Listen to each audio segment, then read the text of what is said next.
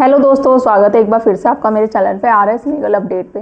देखो दोस्तों, आप में से सारे लोग यही कहते हैं कि भाई मैं परेशान हो गया हूँ, सेटलमेंट करना चाहता हूँ, बट पत्नी और उसके मायके वाले सेटलमेंट नहीं कर रहे हैं। मैं समझौते के लिए तैयार हूँ बट वो कर क्यों नहीं रहे हैं। देखो सिंपल सी बात है, उनको समझौता ना करने के लिए, सेटलमेंट ना करने के लिए बहुत सारे कारण हैं आपके पास, क्योंकि वो अपनी डिमांड पूरी करवाना चाहते हैं और वो जो आप नहीं कर रहे हैं तो वो समझौता क्यों करें। ना करने के लिए उनके पास बहुत कारण हैं, जैसे कि वो आप पे केस कर सकते हैं, झूठे 498 कर देंगे, घरेलू हिंसा कर देगी, मेंटेनेंस का केस कर देगी, आपके आस पड़ोस रिश्तेदारों में आपकी बेइज्जती करना, आपकी यहाँ तक जॉब भी खा सकती है, जो आपके भाई बहन होंगे, एजुकेशन होंगे, उनके भी खतरा। उनके पास बहुत सारे कारण हैं समझौता ना करने का आपके साथ। आपके पास क्या कारण है कि आप वो समझौता वो कर ले, पत्नी और उसके मायके वाले। तो आपके पास भी तो कोई कारण होना चाहिए ना, जिससे वो खुद आपके पास आए और समझौते के लिए रेडी हो जाए, बोले कि हाँ हम सेटलमेंट के लिए अब रेडी है, समझौते के लिए रेडी है, जैसा तुम बोलोगे वैसे करोगे। तो कारण भी ज़रूरी है। उनके पास कारण है ना करने का, आपके पास भी कारण होना चाहिए। तो आज की वीडियो में मैं यही बताऊंगी आपको, 5 ऐसे इंपॉर्टेंट कारण बताऊंगी जो प्रैक्टिकल होते हैं, जो आप करके देखो, आई एम डैम श्योर आपको इसमें सफलता ज़रूर मिलेगी। तो चैनल पे आप लोग मेरे नए जुड़े हो तो चैनल को लाइक करना, शेयर करना, सब्सक्राइब करना बिल्कुल मत भूलिए। साथ ही बेल आइकन दबा दीजिए ताकि आपको टाइम टाइम से मेरी वीडियो की नोटिफिकेशन सबसे पहले मिलती रहे। देखो जैसे मैंने बात बताया आपको, ना समझौता करने के बहुत सारे कारण होते हैं। आप में से सभी लोग ये परेशान हो जाते हैं, यार हम तो परेशान हो गए, पत्नी चली गई, फिर वो परेशान कर रही है झूठे केसों में करने के लिए। अब आप ये चाहते हैं कि भाई इस केस से मुक्ति मिल जाए, ये जल्दी से जल्दी फैसला हो जाए। अब कोर्ट तो इतनी आसानी से डिसीजन देगा नहीं, तो आप ये सोचते हैं कि चलो जो उसकी डिमांड है हम पूरी कर देते हैं। फिर जब आप रेडी हो जाते हैं, फिर वो डिमांड उनकी बढ़ जाती है, इंक्रीज हो जाती है। तो कुछ ना कुछ बहाना, क्योंकि वो जब वो जाल बिछाते हैं ना अपना, तो आप उनकी जालों में फंस जाते हैं। अब ये सोचते हैं कि अब ये रेडी हो गया, मतलब ये डर गया, अब एक केस अब और झूठे केस में फंसाने की धमकी देंगे तो ये फिर और डर जाएगा, तो डिमांड और बढ़ी जाए। तो आपको डरना नहीं है, डरना नहीं है, बस क्या करना है आपको, लड़ना है। तो 5 ऐसे कौन से कारण हैं जिससे कि आप समझौते के लिए पत्नी और उसके मायके वाले रेडी हो जाएंगे। देखो होता क्या है, जब भी पत्नी लड़ाई झगड़ा करके अपने घर चली जाती है मायके, ठीक है, तो उसके पेरेंट्स को एक दिक्कत होती है, क्या, एज की प्रॉब्लम, क्योंकि वो चाहती है कि भाई अब तो लड़ाई झगड़ा हो गया, अब ये जाना तो है नहीं, इसकी दूसरी शादी करनी है। तो आस पड़ोस वाले, रिश्तेदार वाले, जैसे एज बढ़ती जाएगी, क्योंकि कब तक अपनी बेटी को अपने साथ रखेंगे, ठीक है। तो अब जैसे एज बढ़ती जाएगी तो शादी में प्रॉब्लम तो होती जाएगी। कहाँ 30 थी, करते करते 40 हो गई, आने वाले टाइम में 50 भी होगी, तो कौन शादी करेगा। और कब तक वो रहेंगे कि जो उसकी सेवा करेंगे। माँ बाप नहीं रहेंगे तो ऐसा तो नहीं कि भाई भाभी आज की डेट में लड़की को रखेंगे, और मायके में रहने वाली उसकी क्या इज्जत होगी शादी के बाद। वो सोचती है मैं रानी बन के रहूँगी, तो एक्चुअल में वो रानी नहीं, वो नौकरानी बन के मायके में रहती है। और जब डिवोर्स हो जाता है, ये फाइट कुछ चलती है हस्बैंड से केस होने के बाद, तो उनको ये दिक्कत सताती है। तो आपको क्या करना है, इसी चीज़ का फ़ायदा उठाना है, एज लड़की की बढ़ानी है, ताकि वो फैमिली वाले वो हो जाए, जो उनकी डिमांड थी ना, फिर उनको इतनी दिक्कत हो जाएगी तो वो सोचेंगे कि यार ऐसे तो एज भी निकलती जा रही है, कुछ फैसला हो नहीं रहा, चलो ठीक है जो वो बोल रहा है ना उसी हिसाब से हम समझौता कर लेते हैं, ठीक है। तो आपको डिले करना है केस को, कि डिले करना है जिससे उसकी एज बढ़ती जाए, तो वो इनको मेन मकसद होता है। सेकंड क्या होता है, जब भी 498 का केस लगता है, चार्जशीट बचती है, तो उसके बाद आपको स्टे लेना है। स्टे ले लोगे, फिर आपको वही लोअर कोर्ट में जाके स्टे लेना है, तो उससे वो केस बढ़ता जाएगा। तो वो सोचेंगे भाई हमने तो 498 का केस किया था इसको फंसाने के लिए, इसके घर वालों को फंसाने के लिए, अब इस पर स्टे चल गया, अब पता नहीं अब ये कब स्टार्ट होगा, फिर हमें दोबारा वो करना चीज़ पड़ेगा, तो 2-3 साल तो ऐसे ही लग जाएंगे। फिर एक्चुअली वो एज वाली बात उनके दिमाग में क्लिक होगी कि अब कब तक करते रहेंगे। चलो ठीक है, जो जैसे समझौता करता है उसके अकॉर्डिंग हम कर लो, तो आपके अकॉर्डिंग वो मान जाएंगे। तो ये दूसरा कारण बनता है उनका आपके पास, कि वो समझौते के लिए रेडी हो जाएंगे आपके अकॉर्डिंग।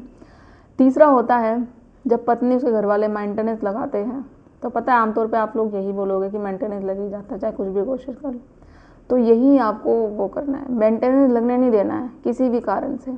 और ना लगने के लिए बहुत सारे कारण होते हैं जो मैं हमेशा आपको अपडेट करती हूँ। आप मेरे चैनल पर जाकर देखो, वीडियो मिल जाएगी, या ये इसी चैनल पे RS लीगल अपडेट पे, नहीं तो लीगल न्यूज़ पे भी जाके देखो, आपको उस पर भी मिल जाएगी।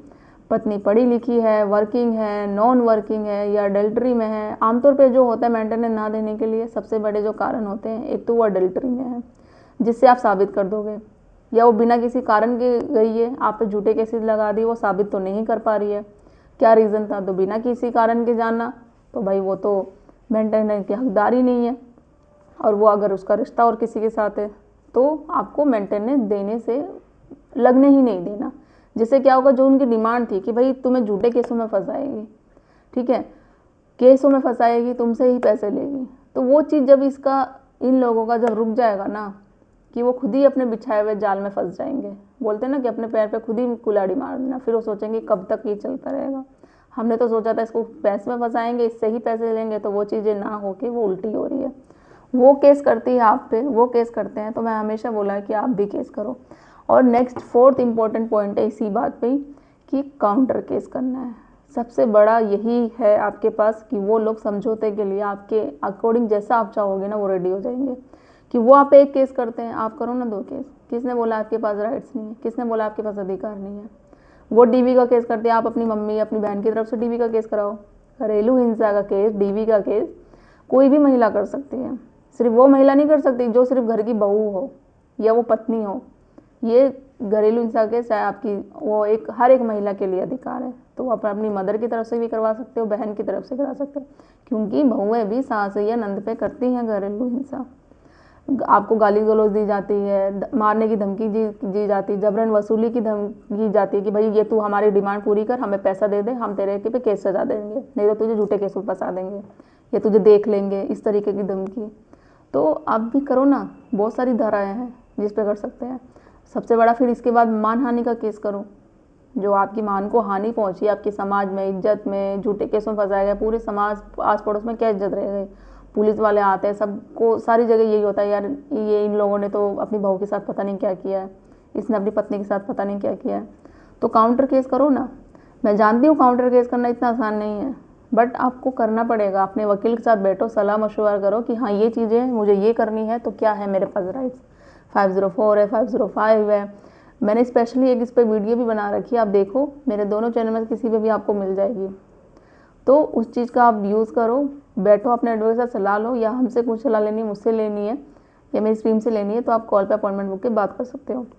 और लास्ट इम्पॉर्टेंट पॉइंट है, जो कारण है आपके अकॉर्डिंग समझौता करने का, आपको खुश रहना है।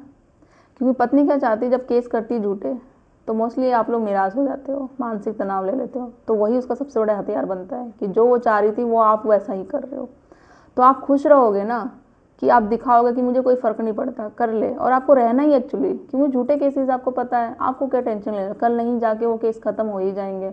जब आप खुश रहोगे उसका मोरल ऑटोमेटिक डाउन होगा।